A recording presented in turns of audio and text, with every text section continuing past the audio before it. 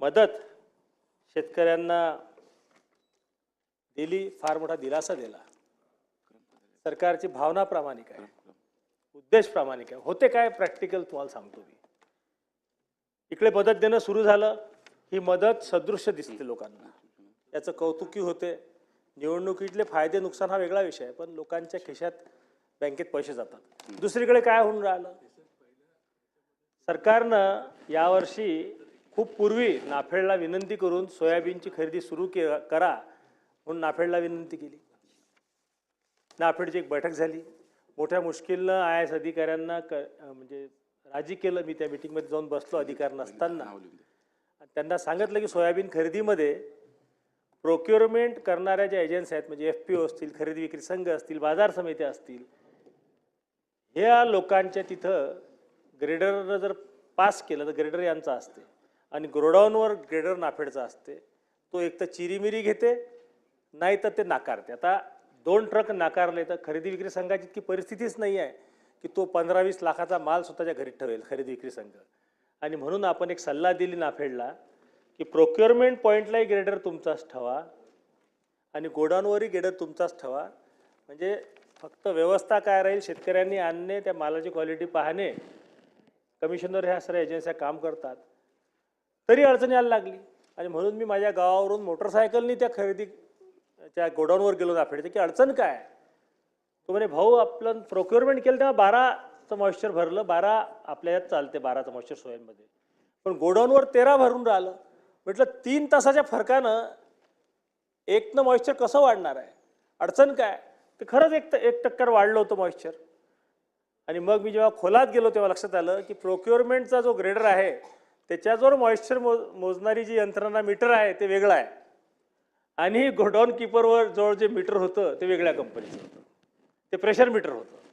आता हा नालायक धंदा करून आपण खरेदी लावून राहिलो, हा एक विषय. माझी विनंती आहे या प्रस्तावाच्या निमित्तानं, माननीय अध्यक्ष महोदय, सरकारनं इतकी मोठी मदत केल्यानंतर आज बाजारात सोयाबीन 4200 रुपये 4300 रुपये भाव आहे आणि हमी भाव 5300 आहे. आणि प्रॅक्टिकली होऊन काय राहिलं, पणन मंडळानं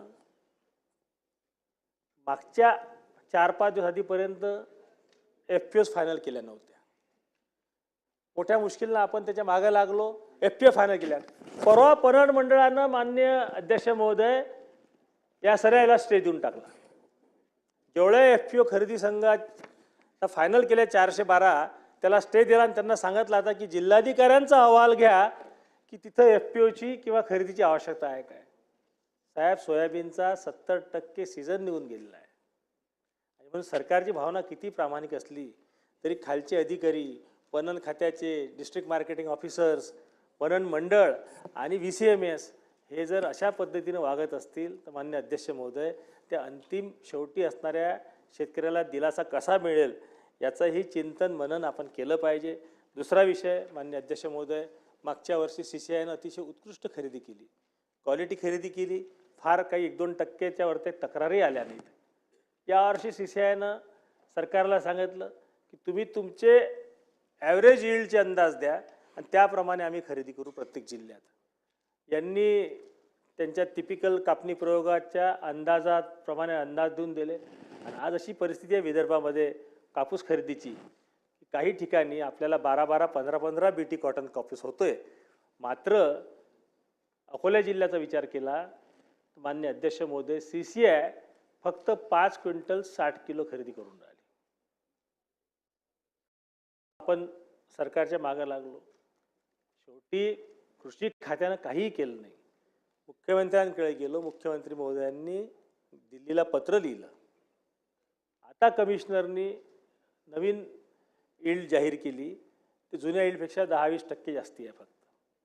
म्हणजे उदाहरण द्यायचं झालं तर वर्धा जिल्ह्याला कापूस हेक्टरी 23 क्विंटल दाखवला, अकोला जिल्ह्याला दाखवला 14 क्विंटल, अमरावतीचा दाखवला 18 क्विंटल. आणि त्यामुळे 5 क्विंटल 60 किलो जी आमची खरेदी लिमिट होती ती 6 क्विंटल 25 किलो झाली. माझी विनंती आहे या प्रस्तावाच्या निमित्तानं, आणि त्या बाबतीत मी मुख्यमंत्र्यांचा खरंच आभार मानतो, कौतुकी केलं पाहिजे की आज 2:15 वाजता या विषयावर त्यांनी बैठक ठेवली, जेव्हा की हा विषय तसा केंद्राचा, राज्याचा आणि विशेषतः कृषी ॲग्रिकल्चर कमिशनरचा आहे. पावणे 2 वाजता त्यांनी मीटिंग ठेवली आणि याच्यावर तोडगा काढण्याचा प्रयत्न केला. आता होऊन काय राहिलं दोन्ही विषयामध्ये, आपण इकडे शेतकऱ्याला एकरी म्हणजे एका शेतकऱ्याला 50-60 हजार मदत देऊन राहिलो आणि दुसरीकडे सोयाबीनच्या खरेदीमधला अधिकाऱ्यांचा नाकर्तेपणा CCIमध्ये अशा पद्धतीनं काम झाल्यामुळे 50-60 हजार रुपये शेतकऱ्याच्या खिशातून काढून घेऊन राहिलो. असं झालं नाही पाहिजे. प्रामाणिक भावना सरकारची असताना अधिकाऱ्यांनी सरकारच्या भावनांचा आदर ठेवून त्याप्रमाणे वागलं पाहिजे. माननीय अध्यक्ष महोदय, वन प्राण्यांच्या एकंदरीत जो हैदोस चालू आहे सर्वीकडे, नुकसान वन प्राण्यांचं होऊन राहिलं, बिबटे, वाघ, रोही, डुक्कर, हरिण, तर या सर्व गोष्टीमुळे कुंपणाची योजना आल्याशिवाय हे होऊ शकत नाही. मात्र अडचण एक येऊन राहिली याच्यामध्ये की इतक्या लोकांना कुंपण द्यावं कसं, आणि म्हणून दुर्दैवानं जर एखाद्या कुटुंबातील व्यक्तीचा मृत्यू या प्राण्यांच्या हल्ल्यामुळे झाला तर त्याला शासकीय नोकरीमध्ये सामावून घेण्याचं धोरण सरकारनं राबवलं पाहिजे, अशी मी या प्रस्तावानिमित्त आग्रहाची विनंती करतो. आणि सर्पदंश जो आहे तो गोपीनाथ मुंडे अपघात विमा योजनेमध्ये सर्पदंशाचा समावेश करावा. आणि आशिष जयस्वाल साहेबांचं मनापासून आभार मानतो की त्यांनी याविषयी कॅबिनेट, मला वाटतं कॅबिनेटमध्ये प्रस्ताव टाकायचा प्रयत्न ते करून राहिले. अधिकारी त्यांना विरोध करून राहिले. त्याचे डॉक्युमेंट्स माझ्याकडे आहेत. ते डॉक्युमेंट जाहीर करणं योग्य नाही, परंतु वन प्राण्यांच्या हल्ल्यामुळे मृत व्यक्तींच्या वारसांना नोकरी देण्याबाबत सामान्य प्रशासन विभागाने प्रस्ताव नाकारला असल्याने संदर्भात फेरआढावा घेऊन प्रस्ताव तत्काळ मंत्रिमंडळात मान्यता सादर करण्यात यावा, अशी टिप्पणी आपले आशिष भाऊ जयस्वाल यांनी केली आहे. एक सरकारने खूप चांगला निर्णय घेतलेला आहे, बिरसा मुंडा कृषी क्रांती योजना. आणि या योजनेअंतर्गत आपण जे आदिवासी शेतकरी आहेत त्यांना बोरवेल आणि सौर पंप देण्याकरिता शासनाने 10 ऑक्टोबर 2024 रोजी शासन निर्णय निगडित केला. आता याच्यामध्ये भास्करराव जाधव इतकी मजेशीर गोष्ट आहे की आदिवासी आणि जंगलात शेती करणारा कोण याची डिस्टरी हे अधिकारी तयार करून राहिले. आणि ज्याला वनपट्टे दिले तोच याच्यासाठी पात्र ठरेल असं त्यांनी स्वतःचं इंटरप्रिटेशन करून घेतलं. त्यामुळे या योजनेत एकही अर्ज आजपर्यंत आला नाही. आणि म्हणून आशिषजी जयस्वाल आणि आपले मंत्री याच्यामध्ये सकारात्मक असल्यामुळे त्यांनी आता वनपट्टे नसतील तरीही वनपट्ट्याशिवाय वन क्षेत्रालगत असणाऱ्या सर्व आदिवासी क्षेत्रांना या योजनेचा लाभ देण्यात यावा आणि पोर्टलवर तशी दुरुस्ती करण्यात यावी अशी सल्ला दिली आहे. याच्या व्यतिरिक्त माननीय अध्यक्ष महोदय, या प्रस्तावाच्या निमित्त मागच्या वेळेस मुख्यमंत्र्यांनी घोषणा केली होती, देवेंद्रजींनी खूप चांगली घोषणा केली की आम्ही इन्शुरन्स कंपनीचे जे नियम आहेत ते बदलून राहिलो आणि त्याच्यातले जे ट्रिगर आहेत ते कमी करून राहिलो. उगीच प्रीमियम देण्यात अर्थ नाही. आणि याच्यातून जे पैसे वाचणार आहेत ते साधारणतः 5,000 कोटी एका वर्षाला वाचणार आहेत. असे 5 वर्षात 25,000 कोटीचं सेव्हिंग होईल आणि हा पैसा आम्ही दुसरीकडे वळवणार नाही. तर या सेव्हिंगमध्ये झालेले 5,000 कोटीचं सेव्हिंग आहे, हे पैसे आम्ही शेतीसाठीच वापरू. आज अध्यक्ष महोदय काय परिस्थिती आहे, कृषी यांत्रिकीकरण योजना जी आहे शासनाची, त्याचं पोर्टल 4 दिवसापासून बंद केलेलं आहे. कारण की मागणी खूप जास्ती आहे आणि त्या मानानं लक्षांक कमी आहे. म्हणून माझी विनंती आहे या निमित्तानं आपल्या सरकारला, विशेषतः आपले मुख्यमंत्री खूप आग्रही असतात या सगळ्या विषयामध्ये, की हे 5,000 कोटी जर आपण रिलीज केले तर हे कृषी यांत्रिकीकरण योजना जी आहे ज्याच्यामध्ये लोकांनी अर्ज केले त्यांना मेसेज गेले माननीय अध्यक्ष महोदय की तुमचा अर्ज मंजूर झाला. आता आपल्याकडे ग्रामीण भागात पद्धत कशी आहे, अर्ज मंजूर झाला म्हणजे झाला, ट्रॅक्टर लोक घरी घेऊन आले. आणि आता ते पोर्टल बंद झाल्यामुळे त्याचं सहमतीपत्र ऑनलाईन निघत नाही. तो ट्रॅक्टरवाला अडचणीत, तो शेतकरी अडचणीत, सर्व हे थांबलेलं आहे. आणि म्हणून माझ्या प्रस्तावानिमित्त माझी कळकळीची विनंती आहे, हे 4 दिवस आधीच झालं, हे पोर्टल बंद झालं आहे, हे पोर्टल सुरू करण्यात यावं. आणि ज्यांना ज्यांना मेसेजेस गेले असतील, ज्यांना सँक्शन झालं असेल, त्यांचं संमतीपत्र जे असते ते या बाबतीत देण्यात यावं. दुसरी एक या विषयातली माझी एक आग्रहाची विनंती आहे. म्हणून मी म्हणत होतो की प्रस्ताव थोडासा रेग्युलर टायमिंगला घ्या अध्यक्ष महोदय. इथं मंत्री नाही आहेत, कोणी ऐकायलाही नाही आहे, भाऊ आहेत.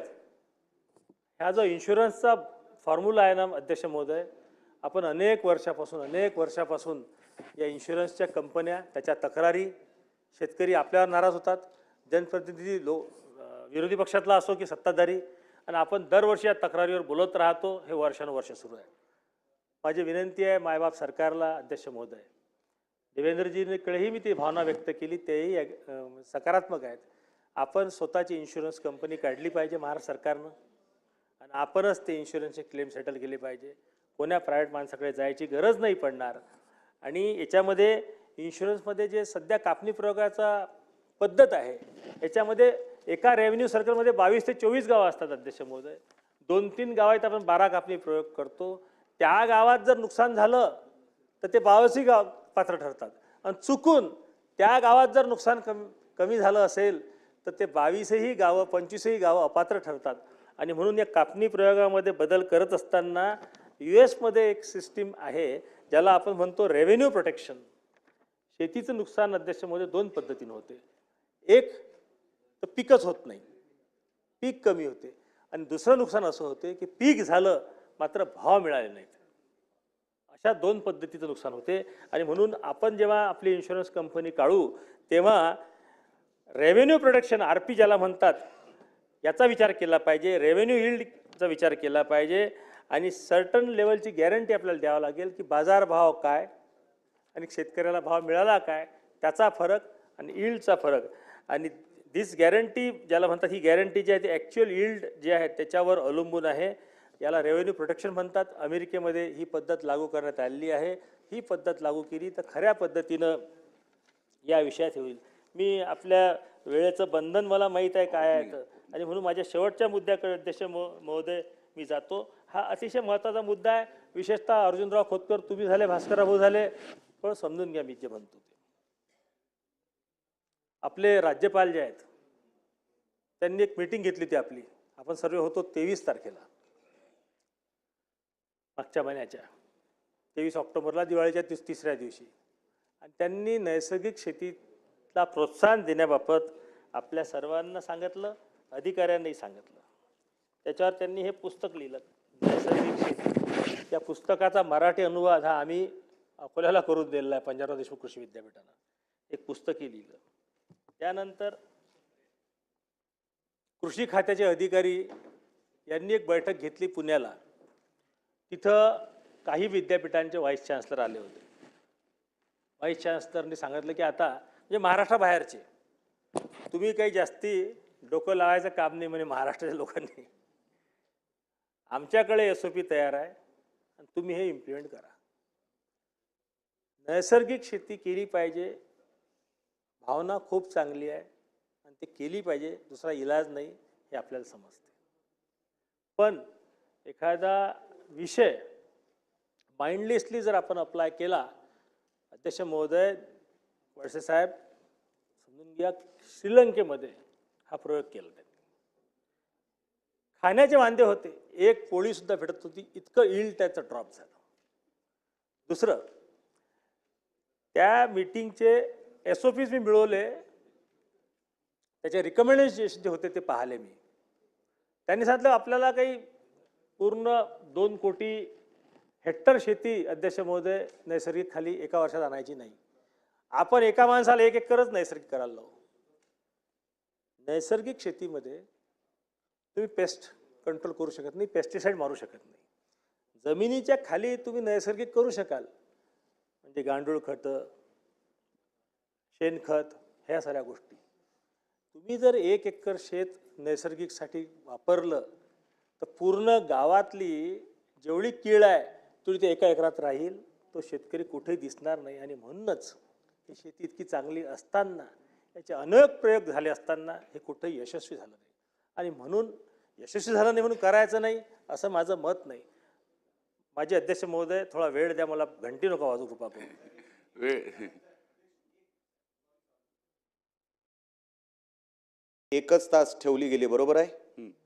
आपण एकदा चेअरवरून आम्हाला सांगावं की प्रत्येक सदस्याला किती वेळ मिळणार आहे.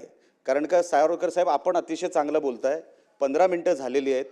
काही ह्यानंतर सिनियर सदस्य बोलणार आहेत जाधव साहेबांसारखे. आपण एकदा सांगून टाका. बघा, मी बोलू उपस्थित केला तो काही अंशी बरोबर असला तरी चिंता करायचं कारण नाही. 1 तासात हा प्रस्ताव संपणार नाही आहे आणि संपवताही येणार नाही. 1 तासात जेवढी चर्चा होईल तेवढी बोलू द्या. प्रत्येकाला जेवढं बोलायचंय तेवढं बोलायला मुभा ह्या प्रस्तावामध्ये दिलीच पाहिजे, कारण हा प्रस्ताव महत्वाचा आहे. नाही नाही हे बघा, नाही नाही प्रस्ताव सुरू राहील, प्रस्ताव सुरू राहील, पण एक नाही नाही प्रस्ताव सुरू राहील, पण सूचना एक आहे की वेळेचं मर्यादा पाहून सर्व वेळेची मर्यादा पाळावी लागेल. आणि आणि हे हे पहिले वक्ते ओपनिंग आहे, त्यांचा 293चा प्रस्ताव आहे, त्यामुळे त्यांना आता बाकीच्यांना 7 ते 10 मिनिटं मिळेल. या चला. नाही, मला Conclude करा. थोडंसं भास्करराव भाऊ, खूप अकॅडमिक आहे हा विषय. होऊन का जाते असं मूड चेंज करून आपण ज्या प्रकल्प आणतो महाराष्ट्रात, तेव्हा काय होऊन जाते, हजारो कोटी रुपये निघून जातात आणि होत काही नाही. म्हणून नैसर्गिक शेती करायची असेल ना, त्याचा इंटिग्रेटेड अप्रोच ठेवावा लागेल. तुम्हाला पूर्ण पाणलोट क्षेत्र जे आहे, वॉटरशेड आपण म्हणतो, ते पूर्ण वॉटरशेड एका भागातलं हे नैसर्गिक खाली आणायला लागेल. सर्व लोकांनी नैसर्गिक केली त्या भागातल्या, तर तो प्रयोग सक्सेसफुल होते. दुसरं, नैसर्गिक शेतीला सगळ्यात मोठा आधार आहे गाईचं शेणखत. गाईचं शेणखत आहे का? आणि म्हणून आज जे पशुवैद्यकीय दवाखाने आहेत, तुमचा जो स्टाफ आहे तो तेवढा आहे काय? परिस्थिती अशी आहे राणेसाहेब, माझ्या गावाला MD MS तुम्ही झाले असाल तर तुमची प्रॅक्टिस आहे 5-7 हजार 10,000. ढोर डॉक्टर जर तुम्ही झाले असाल, आमच्या गावात ढोर डॉक्टर येते म्हणजे वेटरनरी डॉक्टर, तो 15,000 रुपये घेऊन जाते भाऊ. एका बैलाला हात लावला की 500. त्याची प्रॅक्टिस माणसापेक्षा जास्ती आहे. आणि म्हणून हे पशुवैद्यकीय दवाखाने करणे, 2 गाई 4 गाईचा प्रकल्प त्या शेतकऱ्याला देणे, तर ते नैसर्गिक होऊ शकते. नैसर्गिक करायला कुठेही विरोध नाही. आणि तुम्हाला मी सांगतो अध्यक्ष महोदय, या सगळ्या विषयामध्ये आपण काय कसं वागतो पहा. आपण एक पत्र दिलं की आम्ही प्रत्येक विद्यापीठाला 1 कोटी रुपये देऊ, तुम्ही नैसर्गिक प्रयोग घेतले पाहिजे मागच्या वर्षी. आणि आता 10 जुलै 25 पत्र लिहून टाकलं की ते नैसर्गिक शेती मिशन हे केंद्राच्या शेती मिशनमध्ये मर्ज झालेलं आहे आणि हा प्रयोग बंद करून टाका. आता मी होता माझ्या विद्यापीठात एक्झिक्युटिव्ह काउन्सिलर आहो, 3,000 बायांना ट्रेनिंग दिलं, सायंटिस्ट भरले, नॉन प्लॅन प्रोजेक्ट आहे, सब्जेक्ट मॅटर स्पेशालिस्ट भरले. अरे हे म्हणतात की बंद करा. आता बरं ते पैसे आले होते, म्हटलं बंद करायचं नाही, मार्चपर्यंत चालू द्या, पुढच्या वर्षी पाहू. या प्रस्तावाच्या निमित्तानं ॲग्रिकल्चर सेक्रेटरी आणि या सर्वांना माझी विनंती आहे की हे जे 5-5 कोटी द्यायचं कबूल केलं होतं, दरवर्षी 1 कोटी, अख्खा प्रोजेक्ट सबमिट केला हो भास्करराव भाऊ, अख्खा प्रोजेक्ट सबमिट केला आम्ही. चालेल, 3 महिने चालवला, आता फाडून फेकून द्या. आणि परत मग राज्यपाल नवीन आले देवराजजी, त्यांनी नैसर्गिक शेतीचा पुरस्कार केला, तर परत ते असला आले. आता म्हणतात आम्हाला SOP द्या. म्हणजे अडचण काय वळसे साहेब, राजकीय आणि ब्युरोक्रेसीची. गेल्या 10 वर्षात किती कृषी मंत्री बदलले महाराष्ट्रात आणि किती ॲग्रिकल्चर सेक्रेटरी बदलले हे पहा तुम्ही. कसं धोरण राबवणार आहात तुम्ही. सेंद्रिय शेती मिशन होतं, आमच्या पोरे साहेबांनी चालू केलं होतं अकोल्याला. सेंद्रिय शेती मिशनला आपण 2026 पर्यंत परवानगी दिली आणि आता एक दिवस पत्र पाठवून दिलं 2 वर्षाआधी. एक काम करा, सेंद्रिय शेती मिशन राष्ट्रीय शेती मिशन एकच आहे, बंद करून टाका. लोकांच्या कॅरियर्सोत, लोकांनी केलेल्या कामासोबत आपण असा खेळतो. आणि म्हणून या विषयामध्ये माझी कळकळीची विनंती आहे अध्यक्ष महोदय, याच्यामध्ये कोणती मिशनची वगैरे स्थापना करायची गरज नाही. नैसर्गिक शेतीचं काम जे आहे ते प्रत्येक विद्यापीठात दिलं पाहिजे. एक्झिस्टिंग स्टाफ आहे आपल्याकडे आणि कृषी विज्ञान केंद्र जे आहेत, जे एक्सटेन्शन ॲक्टिव्हिटीज करतात, त्यांना नैसर्गिक शेतीसाठी प्रोत्साहन दिलं पाहिजे, पैसे दिले पाहिजे. हा नैसर्गिक शेतीचा प्रयोग अतिशय चांगला आहे. सेंद्रिय शेती आणि नैसर्गिक शेती ह्या जुळ्या बहिणी आहेत, यांना वेगळं करून चालणार नाही. दोन्ही प्रयोग चालले पाहिजे. हे जर खरंच झालं असं योगेश सागरजी, बदलून जाईल सर्व. मी स्वामीनाथनजीच्या विरोधात नाही आहो, माझ्यावर टीका होत होती नेहमी. स्वामीनाथनजींनी गव्हाची व्हेरायटी काढली, पण काय झालं, त्याची जे स्टेम्प होती ते पतली होती, पण त्यांनी टॉरेंट जीन टाकला. काय झालं शेवटी, अख्खी भारताची पॉप्युलेशन गव्हाची, अख्खी भारताची आपण डायबिटीस खाली आणून ठेवली. त्याच्यात तो जीन असल्यामुळे पोटातून कार्सिनोमाचे कॅन्सर व्हायला लागले. आणि आज भारत कुठं आहे. आणि हरित क्रांतीच्या नावानं लोक बोंबा मारतात, हरित क्रांती हरित क्रांती हरित क्रांती. अरे झालं थकला माणूस हरित क्रांती ऐकून. काय झाली हरित क्रांती? अरे हरित क्रांतीमध्ये फक्त गहू आणि तांदूळ 2-3 गोष्टी हरित क्रांती झाली. पण या हरित क्रांतीनं शहरी भागाच्या लोकांचं पोट भरवल्या गेलं. मात्र भारताची पीक पद्धती जी आहे मल्टी क्रॉपिंग पॅटर्न हा पूर्ण खतम झाला आणि लेबर ओरिएंटेशनमुळे आज लोक कंप्लीट सोयाबीन कापसाकडे वळलेले आहेत. तुमच्या घरी खायलाही अन्न नाही आणि शेतकरी आत्महत्या ज्या होऊन राहिल्या माननीय अध्यक्ष महोदय, त्याच्यामागे सगळ्यात मोठं कारण हेच आहे की आपण कॅश क्रॉपकडे वळल्यामुळे सीजनल काम आलं, सीजनल क्रॉप आले, वर्षभर लोकांना कामच नाही. शेती असा व्यवसाय आहे की वर्षभर माणसाला पोहोचू शकते. या ठरावाला थोडीशी वेळेची मर्यादा आहे माननीय अध्यक्ष महोदय, नाही तर आपण 1 तास बोललो असतो या विषयावर. पुन्हा कधी ते म्हणतात बोला अध्यक्ष महोदय, ते बोला म्हणतात. नाही, वेळेचं बंधन पाळावं लागेल. वेळेचं बंधन पाळावं लागेल. आणि वेळेचं बंधन पाळावं म्हणून लागेल. अध्यक्ष महोदय, माझे फक्त तुम्हाला 2-3 गोष्टी मी समारोप करतो, फार बोलणार नाही. आहे सर्व अध्यक्ष महोदय, पुन्हा माझी सरकारला पुन्हा विनंती दुसरा आहे. 93 आहे. आपण जे 32,000 कोटीचं पॅकेज दिलं आहे शेतकऱ्यांना, अध्यक्ष महोदय मी कन्क्लूड करू राहिलो, शेवटचे 4-5 कन्क्लूड मिनिटं. करा. 32,000 कोटीचं जे पॅकेज आपण देऊन राहिलो, तो पॅकेज देण्यामागे आपली भावना प्रामाणिक आहे, आपल्या शेतकऱ्यांचा कळवळ आहे. मात्र तेवढेच पैसे शेतकऱ्याच्या खिशातून चुकीच्या अधिकाऱ्यांच्या वागण्यामुळे निघत असतील तर ते थांबवलं पाहिजे, आजच थांबवलं पाहिजे. म्हणून सोयाबीनच्या खरेदीचे आकडे आपण बोलवा. तुमच्या लक्षात येईल काय होऊन राहिलं. काय होऊन राहिलं, 4200 रुपये सोयाबीन आहे, 5300 रुपये हमीभाव आहे, 1000 रुपयानं शेतकऱ्याचं 1 क्विंटल माग नुकसान आहे. कापसाची तीच परिस्थिती नाही. जर एकरी कापूस 5 क्विंटल 6 क्विंटल CCI घेतो, त्यांनी जर 10 आणि 12 क्विंटल नाही घेतला तर तो शेतकरी 1000-1200 रुपये क्विंटल नागवला जाणार आहे. हे 2 विषय, नैसर्गिक शेती आणि सेंद्रिय शेती ह्या जुळ्या बहिणी आहेत. दोन्ही प्रकल्प सुरू ठेवायचे, कृषी विद्यापीठांना द्यायचे आणि तिथून राबवून घ्यायचे. दुसरा विषय, मागच्या अधिवेशनात असा घसाफाळत रडलो, बोंबलत बसलो मी सांगितलं होतं की 986 कृषीचे पदं स्टेटला वरती करण्याचं अख्खं धोरण दिलं. साहेब, माझ्या पत्राला फक्त केऱ्याची टोपली दाखवल्या गेली, काही त्यात झालं नाही. दुसरं पत्र मी दिलं, CM साहेबांनी रिमार्क लिहिला की इम्पॅक्ट ॲनालिसिस घ्या नानाजी देशमुख कृषी संजीवनी प्रकल्पाचं, की मागं जो टप्पा 1 आपण केला होता त्याचा इम्पॅक्ट काय झाला, कुठपर्यंत आपण गेलो पुढे, त्याच्यातून काय मिळवलं, आणि नंतर टप्पा 2 चालू केला, त्याच्यावर काही झालं नाही. मी तिसरी रिकमेंडेशन दिली होती की केंद्रानं जसा मखाना बोर्ड चालू केला तसं आपण मिलेट बोर्ड चालू केलं पाहिजे. जगात मिलेटची मागणी आहे आणि मिलेटमुळे तब्येती सुधारते, पैसा येते, त्याच्यावरही काही झालं नाही. म्हणून माझी अध्यक्ष महोदय विनंती आहे आपल्याला की या प्रस्तावाच्या माध्यमातून आपण ह्या सगळ्या गोष्टीवर थोडा प्रकाश टाकू. आणि एक फक्त शेवटचं सांगतो, कृषी विद्यापीठं जे आहेत आपले, कृषी विद्यापीठं तिथं राजकीय आपण सर्व बसलेलो आहोत. कृषी विद्यापीठ नफा कमावण्याची मशीन नाही आहे, ती इक्विटी आहे पुढच्या पिढीसाठी, सीड बँक आहे. आणि म्हणून तिथल्या विद्यापीठामध्ये एक्झिक्युटिव्ह काउन्सिलवर सर्व राजकीय पक्ष जेव्हा माणसांची नेमणूक करतात तेव्हा त्यांना काही बेसिक बुद्धिमत्ता आणि त्या शेतीविषयी प्रामाणिकता असली पाहिजे. राजकीय हे करू नका. आणि सगळ्यात मोठं रिकमेंडेशन मी हे दिलं होतं, जे कदाचित काही लोक माझ्यावर नाराज होतील.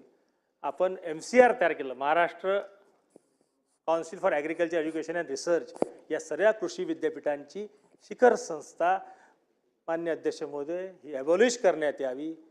हे राजकीय पुनर्वसनाचं पद झालेलं आहे. 10 जण तिथं बसतात आणि 4ही कृषी विद्यापीठांना कंट्रोल करायचा प्रयत्न करतात. 4ही कृषी विद्यापीठाची पीक पद्धत वेगळी आहे, जमिनीची पद्धत वेगळी आहे. 3 लाखापर्यंत त्यावरचा जर खर्च करायचा असेल तिथं जावं लागते, याची गरज नाही. ॲग्रिकल्चर सेक्रेटरी, ॲग्रिकल्चर मिनिस्टर आणि गव्हर्नर आहेत.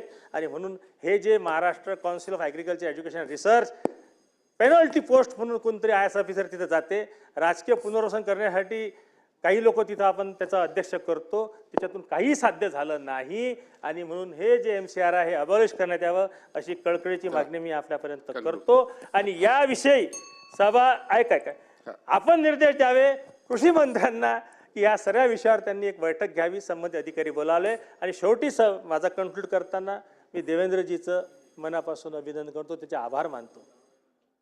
त्यांना जेव्हा हे लक्षात आलं तेव्हा त्यांनी कृषी मंत्र्याला एक पत्र दिलं, CCIच्या बाबतीत पत्र दिलं, आपल्या सोयाबीनच्या खरेदीच्या बाबतीत पत्र दिलं. आजही आपल्या मुख्यमंत्र्यांनीच 2 वाजता बैठक बोलावली या विषयावर सकारात्मक तोडगा निघण्यासाठी.